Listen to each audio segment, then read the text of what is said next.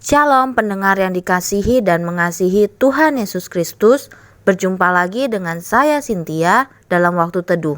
Marilah kita menyiapkan hati kita untuk mendengarkan firman Tuhan. Kiranya hikmat dari Allah Bapa yang memampukan kita untuk mengerti firman dan melakukannya dalam kehidupan sehari-hari kita. Renungan harian hari ini berjudul Kesalahpahaman di Ruang Berita. Bacaan Alkitab hari ini diambil dari 1 Raja-Raja 22 ayat 1-8.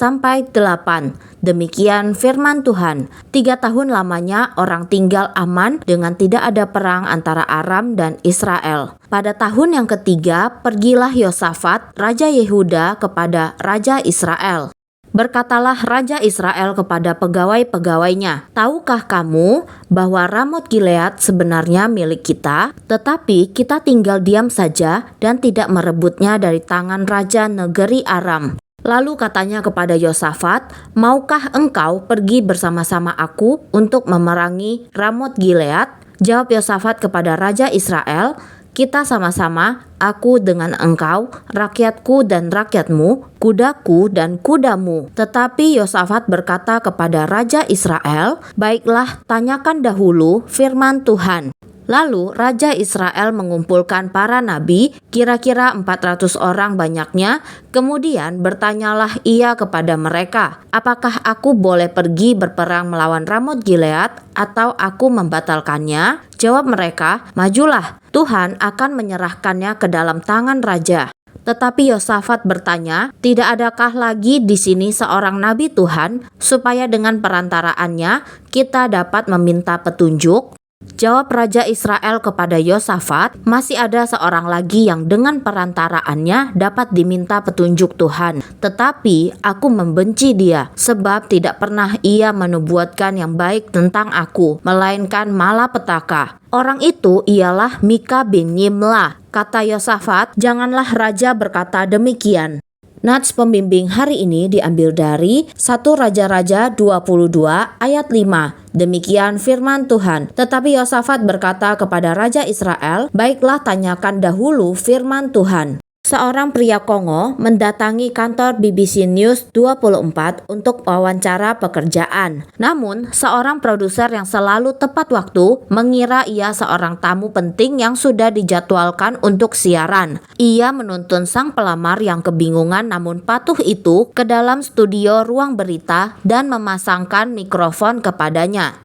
Saat tanda on air dihidupkan, orang yang mewawancarai tak memerhatikan wajah panik sang pria dan pencari kerja yang gugup itu dengan canggung mengarang jawaban atas pertanyaan yang diberikan kepadanya. Saat kesalahpahaman itu disadari, jaringan berita itu meminta maaf.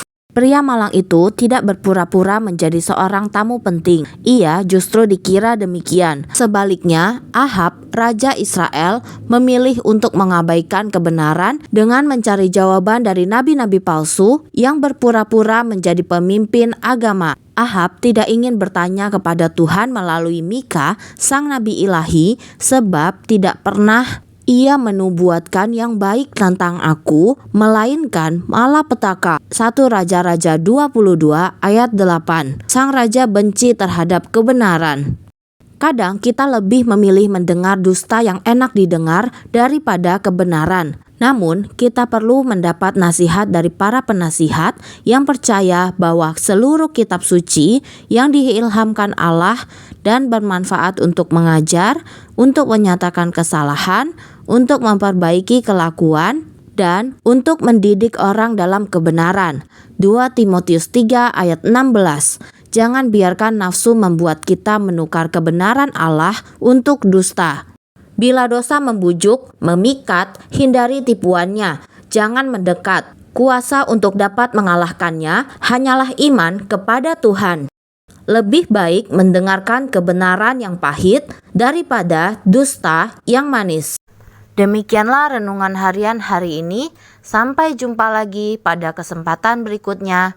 Tuhan Yesus memberkati kita semua.